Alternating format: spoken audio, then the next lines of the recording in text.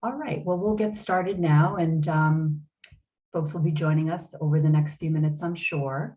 Again, good afternoon, and thank you for joining us. I'm Dara Fruchter. I'm the project manager, Substance Exposed Infants and Maternal Use Prevention Coordination at the Maine Center for Disease Control and Prevention.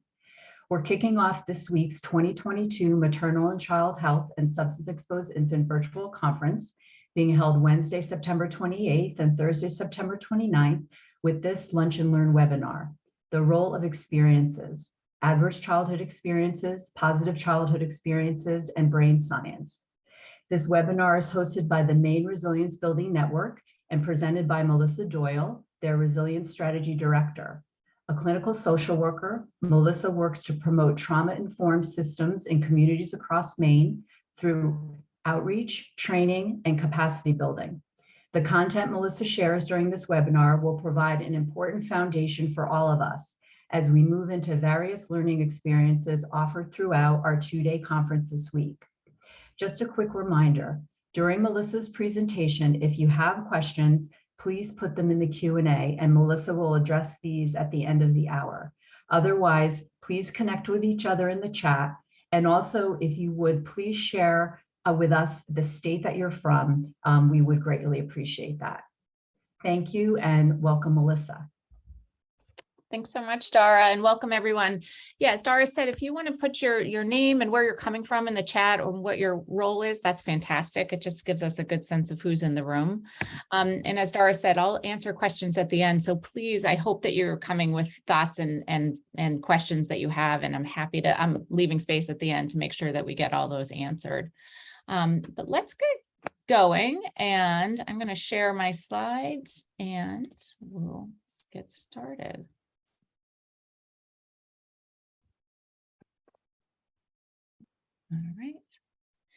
All right. So as Dara mentioned, we're talking today about understanding adverse and positive childhood experiences and the sort of the brain science that supports both of those. I am a clinical social worker, so I come with over 15 years of experience working with trauma survivors and thinking about what's the impact of those early experiences on adult health and well-being, and then how do we carry those experiences through us in our lifespan.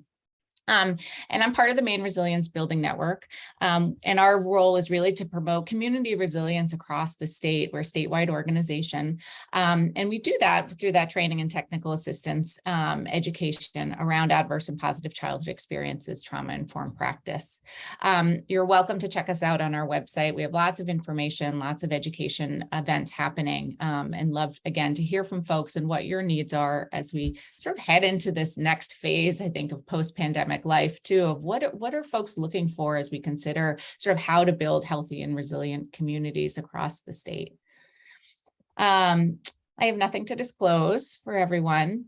So this is what we'll be spending our next probably about 45 minutes of my time talking with you or to you, and then again, leaving 10 or 15 minutes for questions at the end. So I do hope you're bringing those with you. I want to note that anytime we're sort of talking about these experiences, they can be challenging and kind of triggering for some folks. So I do hope that you'll do whatever you need to do to take care of yourself during our time together. If you need to pause and take a break, that's fine. Come back to this. It can just be triggering to sort of to think about what our own experiences were. So please do whatever you need to do to take care of yourself. All right. So to get us started today, I'm wondering if you can sort of think in your own minds about someone you know, personally or professionally, who may have had a fairly challenging childhood, but is successful today. And I'm asking you just to hold that person in your mind. And as we sort of think together about sort of what we'll be talking about. So just hold that person. So I'm going to give you a second just to do that. Okay. So someone who may have had some early adversity, but is successful or fairly successful today. All right. Let's dive into sort of the brain development piece, and we'll come back to this a couple times as well. So I'm sure you're all aware there's been this long held debate about brain development, about which is more powerful, nature or nurture. And we really now understand that both are important. The genes set the stage, and I think of them like we're building an IKEA bookshelf. There are lots of pieces lying around, but they're not connected. Research tells us that brain development is deeply affected by our experiences, that experiences really provide that direction.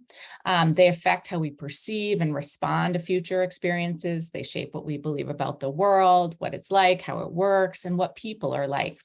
So it's sort of like the directions to put that bookshelf together. And our brain is constantly building. Experiences that our brain takes in and store in those early years develop the structures of our brain, because we're born with really incomplete brain structures. And although we have sensitive periods of brain development, our brain is constantly learning and developing throughout our lifespan. But we do have those periods of sensitive brain development, sort of birth to 5, and then puberty to now we know sort of far into adulthood, at least until age 27. And that these are critical periods for brain development. And we'll talk about why in a second. So what is happening as our brains develop? On the far left, we see a set of brain cells or neurons, and that's what they might look like at the time of birth. Okay, so babies are born with about 100 billion brain cells, but they're not well connected. They're born with really only the connections and the brain functions that they need at that point in life, which is really basically to survive. And most of the early wiring of our brain occurs as a result of those life experiences. And for babies, it's really around the senses: seeing, smelling, tasting, touching. And those experiences create the connections in the brain by changing the number of neurons and the speed of the connections between those neurons. The more we have an experience, the faster and the more robust those connections become. And when the brain makes those connections, they're called synapses, and each brain cell can form up to about 15,000 synapses. So there's so much happening, and we get these rich, complex neural networks that happen. And by age 2, actually, the number of neurons is starting to decrease, but the number of connections are growing. So that moves us into sort of the middle column by age 6 or so. And you'll see those brain cells, those same brain cells, now have a lot of connections. The wiring of the brain, or the making of those complex neural networks, has occurred because kids experience lots of new things as they grow and they develop. And what gets experienced the most tends to lead to those most robust connections between those nerve cells. So those nerve cells make connections, they form networks, and those synapses become strong. And that's called branching or arborization. And you can see why it sort of looks like a tree, right? And then the last section is about age 14, so puberty. And remember, that's entering into another period of sensitive brain development. And there are actually fewer neurons there. So we're sort of decreasing from the time we're babies. They keep going down, but it's because the connections keep getting stronger. So we start this process called pruning, where the least experienced connections in our brain withdraw, or they sort of dissolve. And it's because we don't need them. We're building on experiences. We don't need these sort of isolated neurons. And so we've gathered so many experiences that we sort of need to prioritize which are the ones we see most often. And we can imagine it sort of by thinking about if you walk home, from school, say a teenager's walking home from school and they walk the same way every single day. So that path is going to get well worn, right? It's a strong pathway because we do it over and over and over again. One day, maybe that person takes a detour and they go a different way. And so there is a path, but it's a pretty weak path because they've just done it once. It's not something that they do over and over. And eventually that path grows over, right? It just becomes, it sort of fades away because it's not needed. That person's gone back sort of to that similar path that is well worn. And that's the same way the brain works, that the more we use a certain sort of pathway, the more we have an experience, the stronger that network gets, that stronger that connection gets. And it helps start to explain, as we sort of think about sort of experiences too, it helps explain why neglect or not getting enough diverse experiences can have a really powerful negative impact on brain health and social functioning. If kids aren't experiencing lots of things, and it doesn't need to be extravagant things, they just need connections with people, places, just different experiences throughout their day. Remember, through all of their senses, they won't develop those rich and complex neural pathways. And that becomes problematic as we sort of grow and develop because early pathways serve as the foundation for the complex brain functions that start to develop later in life. Everything sort of builds on each other to create cumulative growth in the brain. Okay, and so we'll talk about that now. Thinking about that now. So brains are built over time, starting from back to front and from the middle to the sides. We start with simple skills and then we build into complex functioning. The back of the brain is sometimes called the reptilian brain. It's our most primitive part of the brain. It regulates things like heart rate, breathing, a lot of the stuff we do unconsciously. And as we move forward to the sort of the front part of our brain, things become a lot more complex. And the last step from the back to the front is the prefrontal cortex, which is really responsible for our sort of most sophisticated thinking, problem solving, executive functioning, emotion regulation, those sorts of things. This area of the brain really starts developing in earnest in adolescence and keeps forming till that mid or late 20s period. But a strong foundation in the early years really is what sets us up for a lot of positive brain development in that most evolved, that highest thinking part of our brain. And so those early years make a big, sort of impact on future brain development.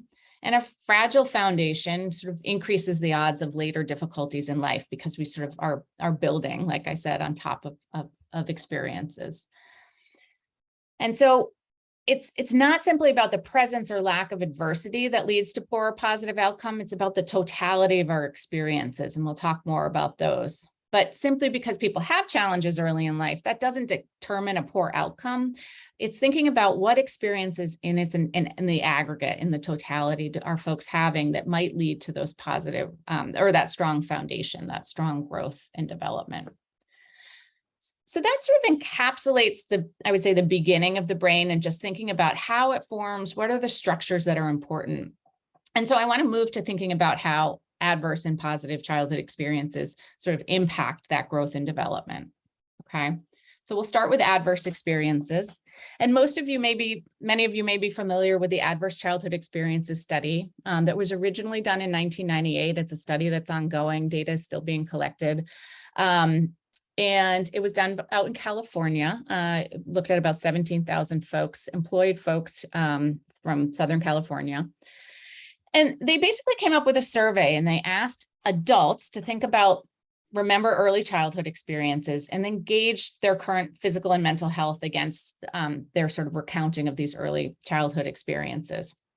They asked about 10 experiences that I'll tell in a minute. And then they looked at their current physical and mental health, their health records, and then said, what's the relationship with these early adverse experiences in current physical and mental health? And they looked at 10 types of ACEs or adverse childhood experiences. So 3 types of abuse: physical, emotional, and sexual abuse; 2 types of neglect: physical and emotional neglect; and then 5 types of household challenges or dysfunction: a parent with an untreated mental illness, a parent who is treated violently, substance use in the home, an incarcerated relative, and divorce. And these have evolved a little bit over the years, but these are sort of the main ACEs that they were measuring. For each affirmative answer, 1 point was awarded so that the total score could range between 0, you could have 0 or none of these experiences, or 10. A score of 4 or more was considered significant adversity, or is considered significant adversity. But this is sort of what they were looking at, these 10 domains, or these 3 domains with 10 different types of adverse childhood experiences. A known limit of this study, and again, all studies can't do all things, but a known limit is that this is really not looking at families in context. They're looking at families in a little bit of isolation. So we have to also consider the stress impact of environments that families are living and learning and playing and working in, and that adverse community environments can contribute to stress impact, which can in turn contribute or impact family stress and familial health and well-being. So I want to be clear that ACEs happen across class, race, socioeconomic status, geographic location, but community and societal adversity does impact how families experience and hold stress as well, and it can lead to multi-generational stress and trauma.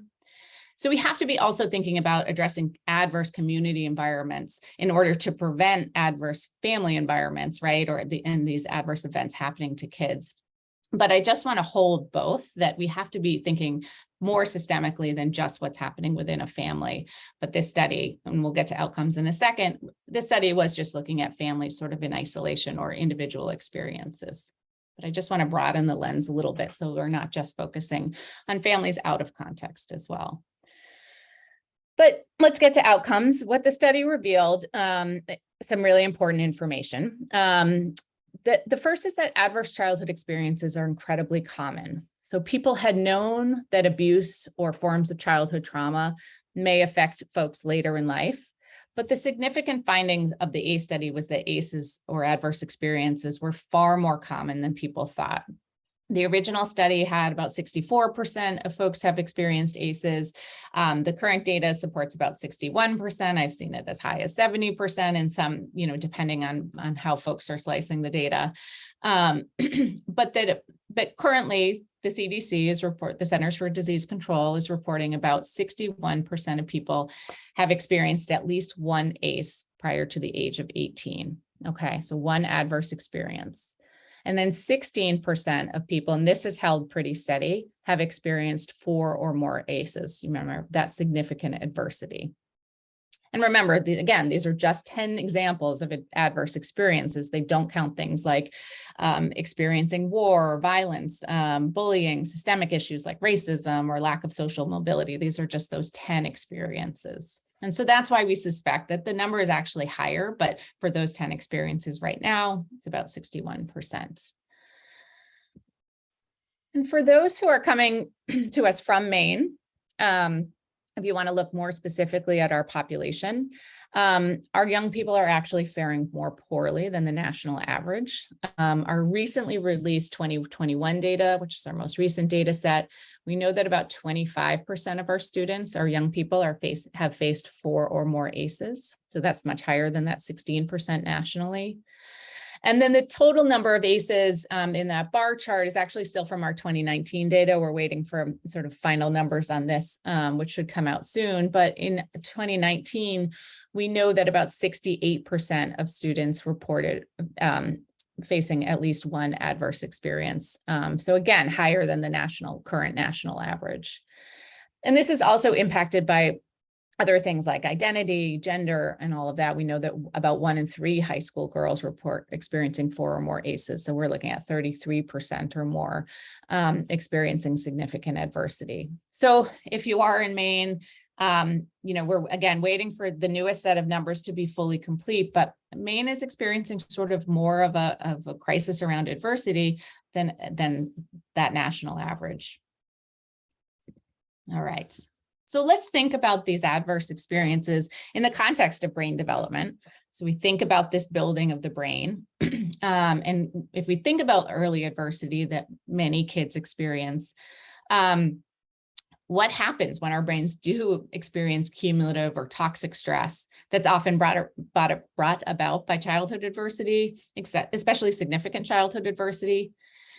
And what we know is that prolonged activation of the stress response system can impact in 2 ways. It can disrupt typical brain development. Things like fewer neurons actually get developed. And it also primes our brain to go into the stress response much more easily and quickly. And that's because communication pathways from different parts of the brain may be altered because of stress. So I want to how does the stress response work? Let's think about that first.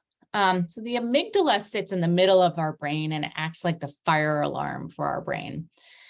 When we confront a stressor or a threat, the amygdala interprets that stressor or threat and it signals the stress response system in the body to kind of ramp up. Okay, so our adrenaline and cortisol and those sorts of hormones and neurotransmitters increase when the amygdala says, hey, there's a threat out there. So our heart rate increases, our breath gets faster, our pupils dilate, our mouth dries out, we become sort of hyper-focused. If you can think of yourself in any sort of stress response, you can imagine that stress response cascade that happens. It's really signaling to the body that it needs to protect itself, and so it makes us hyper-vigilant. We're scanning the environment for other danger, and we go into that fight or flight or our freeze response, perhaps.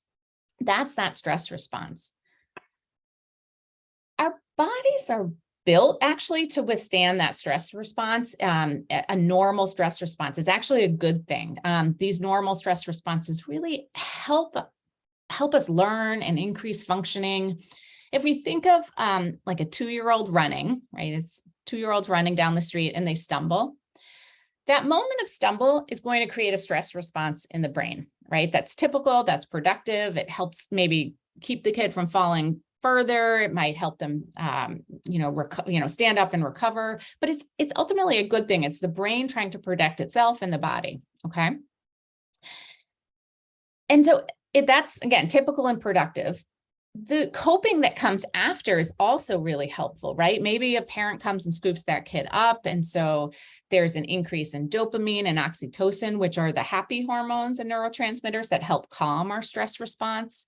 There might be a hug. So there's a positive bonding experience. Or if the child's alone when they fall, maybe they stumble, but then they pick themselves up and they learn how to self-soothe and regulate. So it's actually a positive experience, right? They go through the stress response, they kind of ramp up, they have the stressful event, and then they come back down and they're able to re-regulate. And then they learn that sort of their body can release that stress and they can rest and recover, okay? So that's a positive stress experience, and we want those. That helps us learn. It helps us understand how the sort of bumps in the road come in life, right? It's the chronic and cumulative stress. That's not what our brains are built for. So we're built to have the stress response, get through the event, and then rest and allow for discharge, metabolization, and then that rest and repair. But when toxic and cumulative stress occur, that when there's an increase in the frequency or the duration of a stress response, that can actually impact our brain architecture. So if there aren't protective or mitigating factors that we have throughout our early childhood, that can have those experiences, that cumulative and toxic stress can have a really significant effect on both our current level of functioning and sort of future outcomes. If a person is in sort of a constant state, a kid is in a constant state of fear or stress, their brain may adapt to survive that environment. And that's really what's happening. And so that can lead to impairment of that sort of logical thinking that's happening in the prefrontal cortex. Memory can be affected, emotional response that's connected to the amygdala and the hippocampus. Those become more active, resulting in that sort of priming, so they become more vigilant to threatening information. And so these changes really can make it challenging for kids if they don't have other experiences to regulate emotions, make decisions, and manage future stress, okay? It's not inevitable. The response is not linear. The path is, of course, not linear because we do have other experiences in there. We have protective factors around us and positive experiences, hopefully. So we can think about how those neural pathways, how they are being developed. And this chart just sort of shows that when we have childhood stress, this process can become self-perpetuating if we don't have other mitigating or protective factors in there. Those cumulative chronic stressors we get us into this chronic fight or flight. So that's sort of the priming that can happen. We have an increase in cortisol and norepinephrine, and sort of the adrenaline that's running through our bodies much more, at higher levels than we would if we were not experiencing stress, which actually changes our brain architecture, changes the connection and those pathways and the speed that those connections are being made. And then we have this decrease in ability to maybe calm ourselves, to self-regulate. We become hyper-responsive. And then again, we sort of open ourselves up to more likelihood of childhood stress. And so this becomes a bit of a self-perpetuating cycle, okay? ACEs also accumulate in the body. These adverse experiences or the impact of those can accumulate in the body and last long beyond childhood. So we talked about the brain, but they also disrupt organ and tissue development, and which again sort of impacts physical health, right? So it leads to higher levels of things like asthma, COPD, kidney disease, stroke. Those things are more common in folks with adversity, who have faced adversity, and they obviously follow people throughout their lifespan. So the issue of adverse experiences is not limited to childhood. There's a significant impact on adult physical and mental health. Okay. All right. sort of sum this piece up, and then we'll think about, okay, what do we do about this? ACEs are common. They can increase the risk for negative health outcomes, disrupt our normal brain development, and increase our body's stress response system. Okay, but, and there's a good but, positive experiences can really support our resilience and well-being. And they have a significant opportunity to both buffer and so buffer against those adverse experiences and then support sort of more typical growth or positive growth in brain development. Okay. So positive experiences become really, really critical for everyone, for all of us. And we think about, again, those richness of those neural pathways, those complex neural pathways. Positive experiences are the things we really want to try to increase in order to gain that sort of that richness and that arborization that's happening. So I'm going to shift our focus to that now and think about positive childhood experiences and their impact on both brain development, and then how do we grow those experiences to lead to, again, to better physical and mental health for folks in their lifespan. So we talked about the ACEs study and sort of to contrast that with the positive childhood or the PCE experiences, the PCEs study. It's a much newer study. It was done in 2015, and again, it's ongoing, and it's growing, it's expanding in other states. So again, the original one was done, the original PCE study was done in 2015, and it looked at adult mental health and correlated that to the presence of positive childhood experiences. So similar to the ACEs, we're asking adults to remember their early childhood prior to the age of 18 experiences. And so the original study was able to look at what's the correlation with adult mental health, and then studies are being done to correlate it specifically with physical health, adult physical health. And so while we have good outcomes, and I'll talk about those that's protecting adult mental health, we also know, kind of anecdotally, but also early evidence is telling us that particularly cardiovascular health is positively impacted by positive experiences in childhood. The 2015 study on PCEs also asked folks about their adverse childhood experiences so we can understand sort of the intersection of those two things, how both positive and adverse experiences sort of relate to each other, and how does that impact adult mental health.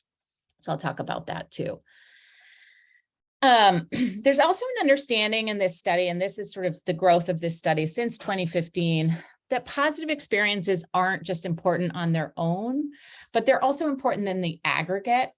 So newer studies are really helping us understand the effect of, and the impact of the cumulative positive, and so we can look at what's sort of the cumulative positive that we can get in the same way that we look at what's cumulative risk in kids. Okay, so cumulative positive is also important, not just sort of these individual positive experiences, but what's the cumulative effect of all of that. Okay. So we looked at the ACEs scale, those 0 or those 10 experiences that they asked about. You could get a score from 0 to 10. This is the PCE scale, the positive childhood experiences scale, and you get a scale or a score similarly from 0 to 7. For each answer that you answer affirmatively, you get 1 point is awarded. So if someone answers one question with a yes, they get a score of 1. If they answer 7, they get a score of 7. Okay, and so this is the PCE scale that we're looking at. All right. And what they found in this study was kind of equally as astonishing as the original ACEs study, and that they found that positive childhood experiences protect future adult mental health in a dose-dependent way. So this means that the more positive childhood experiences someone has, the lower the odds of poor mental health. So that's that sort of cumulative experience as well. Only about half the people who recalled 0 to 2 positive experiences reported positive mental health in adulthood. But that number really steadily rose as the number of PCEs increased, with almost 90% of people who recalled 6 to 7 PCEs, they reported positive mental health. So about 87% of people who report having 6 to 7 of those experiences one time or more, can be as little as 1 time, that's that positive. They had really protective, a huge protective factor again, and with positive mental health. So this data indicate a real relationship with positive childhood experiences and good adult mental health. And this is in the total population. So this is looking at it regardless of ACE score. But the theme holds true even with significant adversity present, okay? So for folks who experienced 4 or more ACEs, so significant adversity, 4 or more adverse experiences, they still experience good mental health with high levels of PCEs or positive experiences. So they sort of exemplify the protective nature of positive experiences, even in the face of adversity. So those with 4 or more ACEs and 0 to 2 PCEs, about 39% report good mental health. Those with 4 or more ACEs and 6 to 7 PCEs, about 79% report good mental health. So even sort of in the face of significant adversity, if we also have the presence of positive experiences, there's a really good impact on mental health, and we see much better outcomes. So really, the research indicates that the absence of PCEs may be more damaging to long-term health outcomes than the presence of adverse experiences. Okay, so I just want that to sink in for a second. The absence of positive experiences may actually be more damaging than the presence of adversity, which in no way means that we shouldn't be working to prevent and heal from adversity. Of course we should, especially prevent adversity, but we also need to be paying attention to where can we promote positive experiences. People often assume that eliminating adversity automatically results in good health outcomes, but many people are reporting that lower adversity in childhood, so fewer adverse experiences, still had poor mental health and relational health outcomes if they also did not report positive experiences. Again, we're really making the case that positive experiences have almost more significant impact on adult mental health than the presence of adversity. So how is this done? And I think, again, this work is ongoing, and we're starting to understand this, and we're starting to think about it with sort of neuroimaging and all of those things. But remember how we talked about those adverse experiences impact brain development in 2 ways. It primes you to go into that stress response more easily, and it changes the architecture. Well, positive experiences sort of undo some of that, so that they're in the undoing. So it's that maybe that PCEs support or positively influence the biology of stress, disrupting the toxic stress cycle that you saw. And it also supports the body's ability to manage regular life stressors, regardless of that ACE score.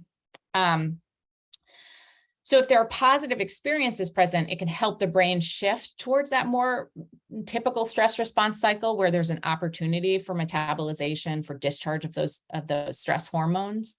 Those opportunities for rest and repair are really, really critical to support brain development. When the brain isn't in that constant stress response, it can rewire, sort of allowing for that more typical growth and development, those connections to be made, and the speed of connections to be made. The positive experiences can also support the stress response or nervous system to become more regulated. And so not be at prime to go in as quickly. It allows the prefrontal cortex to really develop so that it does a better job filtering threats, essentially. So so that every stressor that comes at the amygdala is not an opportunity for the fire alarm to go off, but that we're developing better sort of filtering in our prefrontal cortex. So we have more opportunity to filter out what's not truly dangerous versus what's truly dangerous, what needs us to respond versus what doesn't need that quick response. Okay, so we decrease our hypervigilance. And I think that makes intuitive sense. If we sit back and think about it, it sort of, that resonates hopefully with most of us. And then a newer finding, and this was a 2021 finding, is that positive childhood experiences also promote intergenerational positive family health, okay, which can lower chronic stress. Basically, if we have healthy and more stable families, we don't transmit stress intergenerationally as well. And so positive experiences impact adults in that family, which allows them to sort of parent differently maybe, or to parent in a way that isn't passing on sort of intergenerational stress as well. So that's a newer finding as well. All right. So how do we do this, I think, becomes the next question. What are the opportunities to promote these positive childhood experiences? Okay, so now we know that PCEs affect brain development and protect future adult mental health. It's also just good for kids in their own childhood and their day in and day out to have those positive experiences. So it's not anything we have to wait for adulthood for. We see such positive results early on in kids, okay? And the first thing we can do is to shift our own perspective as practitioners or as peer supports or whatever spaces we're working in, even as community members. But as those working to support parents, to support families, to support kids, we shift in how we approach folks. So first we have to kind of think about our deficit-based model that many social services and health systems are based on, to shifting that to a strengths-based model where so that we can identify and name personal and community strengths that are already present. So when folks are coming to us, parents are coming to us, we're not only asking about what they're coming for, what the problem is, but what are they bringing? What strengths are they already having? What positive interactions are happening with their kids? And so I know one pediatrician's office has shifted to not saying only, what are you here for today? But tell me one good thing about your child that happened this week. Simply by asking that question, they shift the focus of the conversation, not to ignore the adversity or not to, ignore the problem that folks are coming in with, but to also leave a lot of space for, okay, but what's going well too. It allows for some more collaboration, some shift in perspective that just encompasses more experiences than sort of just the negative, okay? So we're not asking for a big paradigm shift. We're really just asking for a shift in perspective, a tweak to some questions, or maybe the presence of one or two more questions. And we know that when we do a strengths-based assessment, it adds about a minute or two maybe to the total assessment when we're asking not just about adversity, but when we're asking about family strengths or individual strengths as well. Perhaps a minute or two is all that it adds to like a clinical visit. Okay. We at the Maine Resilience Building Network use the HOPE model as our opportunity, sort of thinking about how to promote and offer opportunities for positive childhood experiences. If folks are familiar with the 40 assets of childhood, this sort of encompasses a lot of those and works alongside that as well. But we use this HOPE model, which was developed out of Tufts University by Dr. Robert Sege, who was involved in the original PCE study. And it was really developed through that study and the literature looking at positive childhood experiences. And from that, they were able to see 4 consistent pathways or building blocks to really promote or bolster positive childhood experiences, PCEs, okay? This is intentionally not prescriptive. It's really thinking about domains again. Where do we need to make sure that kids are having experiences, positive experiences, in order to promote that really good health and development, brain and body? So the first is relationships, which is probably the one that most people have heard about and is the easiest one, I think, to understand and grasp.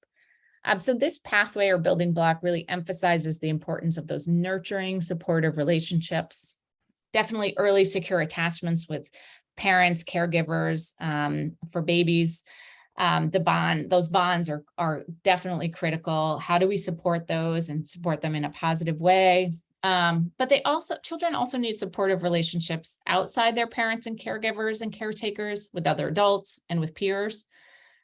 So that can be relationships with daycare staff, teachers, coaches, librarians, bus drivers, those in their schools, their community, anyone where you have a significant positive relationship where they allow children to believe that they matter, that they're seen, that they're heard, that they're remembered, right? And I think of a bus driver, that sees a kid every day getting on that bus.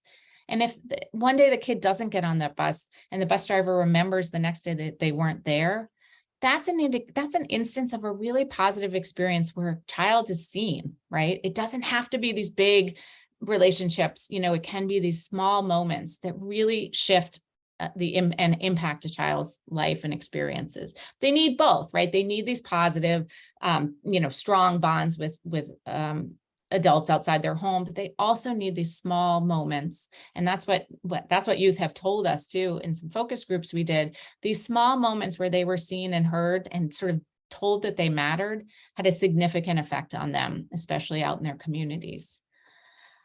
So we want to think about these protective relationships that, again, allow children to be seen and valued. And we can support those by asking them, who do they talk to about their feelings? Is there anyone that they're able to name that they can go to in their family or outside their family? We can ask what adults in their lives care about them, but actually really ask them so that we can elicit that positive response from them, and they're able to understand that, yeah, there are adults who and peers who do care about me. The second building block is relationships, the opportunity to have safe, equitable, stable environments for living, learning, playing. And this building block also encompasses the critical importance of basic needs being met: food, shelter, and clothing, emotional safety. So kids having access to things like food pantries if they're food insecure, parks and green spaces to play in that are safe, clean playgrounds, streetlights in their neighborhoods, opportunities to learn about the environment that kids are experiencing can be found by listening to kids when they talk about school. Do they feel safe there? Are they treated well there? Helping kids find safe places to play outside, sharing resources, information on subsidized preschools or Head Start programs, or ways that families can access resources. But kids need to sort of have these safe environments in order to support these positive childhood experiences. They need access to these. And the third building block is engagement, that children need to feel that they belong and that they matter to the people and communities around them. The idea that they're really part of something bigger than just themselves. So kids being asked their opinions, being part of a group and mattering to that group. So again, not just sort of being in a classroom, but being in a classroom where people will notice when they don't contribute or they're not there. Participating in community or family cultural traditions. And we can support this work by asking what kids do outside of school and take joy in those activities too. Even if we don't understand them or they're foreign to us, we can ask about them, ask how they experience things. If families want to volunteer in the community or become part of a community project together, that can really help. After school activities, if a family or a kid is connected to a place of worship, if that feels supportive, if there's a youth group there or community center where a youth can join. But kids need these opportunities to be part of something beyond just themselves, okay? And if we think about the pandemic, this is especially critical now as we think about kids coming out of isolation, and there were fewer opportunities for this engagement. This is a building block that was very often disrupted in the pandemic. And so we want to be thinking about opportunities to kind of buffer that and really raise this up, because this is something that we know was lost sort of during the last couple of years for many kids. And then the fourth building block is emotional growth and allowing for opportunities, not just in structured socio-emotional learning opportunities in school, which are great, and we need those, but also natural opportunities for learning emotional development.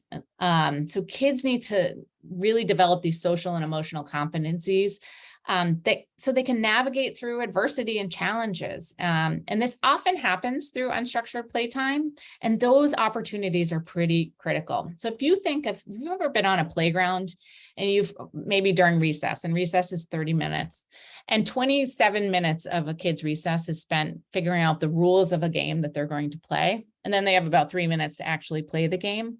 But those 27 minutes have been this critical time of maybe arguing or bickering, but perspective taking, empathy, trying an idea on, setting boundaries, fairness. Like they're learning all of these things during that 27 minutes, which to adults, we feel like, well, that was a waste of time, but it's actually not. It's this critical period where they're learning all of these sort of interactions that support this functioning that happens in our prefrontal cortex. A lot of that logical skill building that happens is happening through this unstructured playtime. And so things like recess and free play, those are really important things for kids to have access to as well. This can also happen, I think, with relationships with adults, when adults can model appropriate reactions to a challenging event. So if we're frustrated, we can name that we're frustrated, that kids can learn that we are not sort of only our emotions, that we can move through these things. So we can model appropriate interactions or reactions, and we can name emotions for kids. That supports this sort of emotional growth building block. So both structured ways through socio-emotional learning, curriculum, but also this unstructured time. Allowing space for kids to tell us when they feel angry or frustrated or scared too, and not immediately trying to make them feel better, but to allow them to sit with those uncomfortable emotions a little bit, and also demonstrate that we don't have to move off them super quickly, but that we can sit in that space a little bit with them and not always try to problem solve for them, but support their own problem solving as well. So that's the fourth building block. And those, by promoting positive experiences within these four building blocks, remember, we're promoting this cumulative opportunity for positive experiences. And if we think about adversity and these building blocks, how do they intersect? We can think about something like child abuse, right? That disrupts two building blocks, and probably all four, but we'll focus on two. It disrupts foundational relationships and safe home environments, right? So if we're practitioners thinking, okay, I've got someone, I want to work to stop any abuse that's happening in the home. Absolutely. That's our first priority, is safety and stability. But we also need to be thinking about, okay, there's been a disruption in this pathway or this building block. I need to think about opportunities, or to connect families with resources to promote opportunities to repair in these two building blocks as well. So repairing around foundational relationships, or repairing around a safe environment for a kid. We can target our interventions to specifically sort of look at it, to specifically repair around those disrupted building blocks. When we see a child sort of holistically, we can see how their adverse experiences might be preventing them really from gaining those positive experiences in certain areas. And then we can think holistically around how to repair those. Something like family disruption, maybe an incarcerated relative, or a divorce or a death of a parent, right? That probably disrupts, again, multiple building blocks. But if we wanted to focus on safe environments, that building block was disrupted. We know that. My agency can think about that. That's where our resources are. We can think about how to repair that specifically. How can we create a place of safety for a kid to come once or twice a week? Or is there someone else in the family who might be able to create a safe environment for that kid? So preventing or stopping and preventing adversity is absolutely the priority, safety and stability. But we are missing a huge opportunity when we only focus on risk, and we haven't looked at where we need to build in more protective factors and more positive experiences. Thinking more holistically around those adverse community environments too, that reduces engagement, right? When we think of challenged, an environment that's challenged by racism or by low socioeconomic mobility, right? That might reduce engagement in the community. And are there opportunities to build that into community policies, initiatives, things like that, or emotional growth? Okay. So we don't want to think of these two things, I think, as disparate as we have historically, but really as a continuum. Preventing adversity, stopping adversity when it happens, but then also not sort of stopping the story there, but thinking about these positive experiences and how to grow those, and thinking about it in terms of brain development as well. So I want to go back for a second and have you just think in your own mind about that person you thought about earlier who maybe experienced a challenging childhood, but is surviving and thriving now. Can you think a little bit about maybe what their positive experiences were? Maybe one of those building blocks or two of those building blocks where they had positive experiences that you could sort of think about that allowed that flourishing and that succeeding. Did they have adults in their lives who supported them, or spaces to go that supported them, opportunities to belong to a club or an organization that could help them be a part of something bigger than themselves, or emotional growth opportunities? Can you name or think of anything for that person maybe that allowed that to happen? where those positive experiences sort of were maybe more impactful than some of their adversity that they faced, or allowed for greater flourishing and thriving. Just want you to sort of think about that. And then I'll leave you with this last question too, as you ponder that, is how does this resonate with you? If you've worked in an organization, maybe who, again, many of our systems are set up to be deficit-based. It's not how we maybe would prefer to practice, but that's what systems are designed often to do, is think about where deficits or challenges are without thinking about where some strengths are in families and individuals. And does any of this information sort of change how you might approach or think about working with those families or people that are impacted by adversity, but where we maybe don't stop the conversation with just identifying and trying to fix those situations, but also promote positive experiences? Okay. And that's sort of where I wanted to end my part, or my solo part, and then turn it over, Dara, if there are questions, I'm happy to take them now. Or if folks have thoughts they want to share, I'm happy to hear those too. Well, folks are quiet. We've had a question about whether or not your presentation will be shared, and yes, we will be emailing Melissa's presentation to all attendees after the conference, so that will be coming to everybody. Great.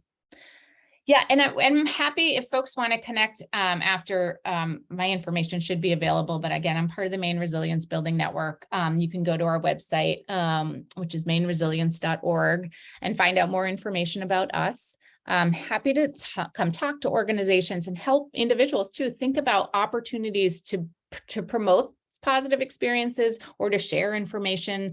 Again, we hear a lot, maybe ACEs is something you've heard or been familiar with, but the PCEs and positive experiences, it's newer data, so not everyone's heard of it, but also it's a shift in thinking for many of us. And so if we need to, how do we support organizations around incorporating these positive experiences, or the shift in this paradigm shift is also something happy to help think through with folks. I'm happy to answer their thoughts or questions too. I see a question in the chat about whether PCEs are trademarked. No, they're not. That's a great question. No, they're not trademarked. The positive childhood experience scale itself is probably protected in some ways, but the idea of positive childhood experiences, no. And if you even Google it, you'll see a lot of information about the PCE scale, I think. Excuse me. But the idea of positive childhood experiences is certainly not trademarked, and I don't even think the term itself is. This is largely still, I think, it's a lot. What we're trying to do is translate the research into practice, I think. So again, a lot of the material that comes out of the HOPE National Resource Council, that's trademarked. Although it's also very open source. So a lot of the last couple of slides you saw around the building blocks are ones that they promote and share freely and are not trademarked as well. They just, if you change them significantly, they ask that you remove their logo. But that's, if you want some more specific information, I would go to the HOPE National Resource Council, I think is what they're called. It's that Tufts University group. And no, as far as I know, so the scale, yes, is protected, I would say. But no, the term itself is not, as far as I know. I've shared Melissa's email in the chat. We've had some requests for your email, Melissa. Sure. Oh, great. Thanks, Dara. I saw two questions I just wanted to address quickly in the Q&A that I think just came in. Would it be beneficial to give the ACEs questionnaire along with the PCE questionnaire? I think that's a great question. I am not personally a proponent of standardized or mass ACEs screening. I think unless you have to have a plan to sort of what's that information for, and why do you do it? If you're a place that already does it, it's part of your practice and protocol, then absolutely, I would say I would say give the PCE questionnaire as well. I think anything you can do to elicit family strengths, individual strengths, you are going to do a tremendous benefit in collaboration building with families, helping them understand their own strengths and resources as well. And again, promote collaboration. One of the biggest things we see is engagement in services, but then drop off in follow-up. And so I think when you can build in PCEs and build in strengths-based work, then you reduce or you increase your likelihood of folks staying engaged with you, because they begin to see themselves as part of this process, that they bring a lot to the table, and it reduces some disparities, I think, in sort of power differentials and things like that. So yeah, if you're already doing an ACEs screening, then I would absolutely add the PCE screening. If you're going to choose one or the other, I would promote the PCE screening. I think ACEs screening is great when there's an indication that something is up, but mass ACEs screening is fairly controversial. It was done not controversial. It's done more out west. It's done less here, but I think PCE screening is important. And then, is there a conversation about merging these two studies to create a sense of balance? It's also a great question. So the yeah, so I think, I don't know that the ACEs study, because it's so longitudinal, it's happened over so many years, I don't know that you'll ever get rid of that. And there's a lot of value to collecting that data. But the PCE study, so the PCEs were originally collected as part of the a study of the BRFIS, the Behavioral Risk Factor Surveillance Survey. They were actually added to that. And so it is sort of a combined study. And the BRFIS is done differently, but it is done in every state, but it's done in all 50 states. And so that is the opportunity, I think, for sort of some of that combined data collection to happen. But it's a great question. I wouldn't, though, want to lose all the longitudinal data out of the ACEs study. It's by no means it's a critically important study on its own as well. But I think you're asking the question, how do we combine these concepts too? And I think those are important, definitely, as well. Anything else that I can answer for folks? We're at about 12:58, so we do have a couple more minutes. If there are comments or other questions. Yeah, happy to take comments too.